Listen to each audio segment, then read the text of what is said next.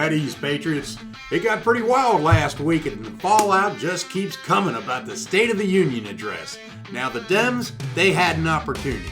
But instead of rising to the occasion and demonstrating to America they aren't all a bunch of nutcases, they showed their ass.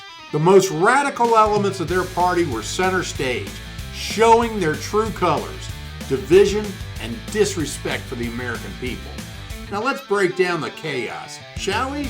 As Team USA Hockey enters the gallery to a thunderous roar of USA chants celebrating our nation's champions, Representative Rashida, whatever her name is, twisted it into something ugly. She was caught chanting KKK to mock our American patriotism. Total piece of shit. Now, not to be outdone, little Rashida's wingman, Ilhan Omar, was screaming like a banshee, but her face said it all when President Trump announced he was sending JD Vance to lead the fraud investigation in Minneapolis. Now, she looked guilty as hell, squirming in her seat and avoiding that death stare that Trump was giving her. And where was Nancy Pelosi when the speech turned about cracking down on insider trading in Congress?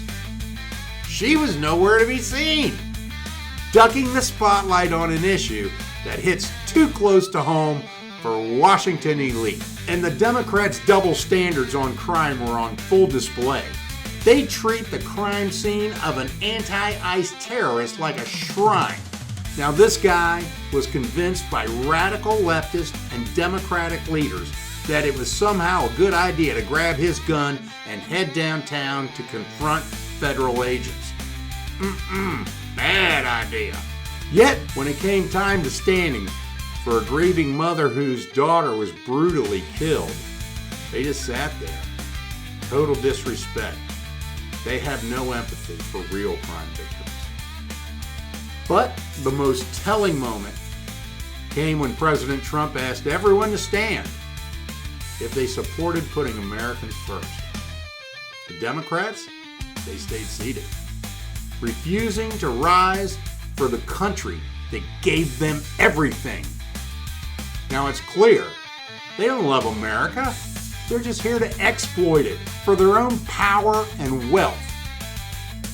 Now, this is the Democratic response in a nutshell. Anti-American antics over real progress.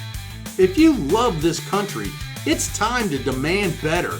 We need to get these losers out of here and put people into office who value our country and our citizens. Hey, thanks for watching this episode. And until next time, keep buzzing and let's make America great again.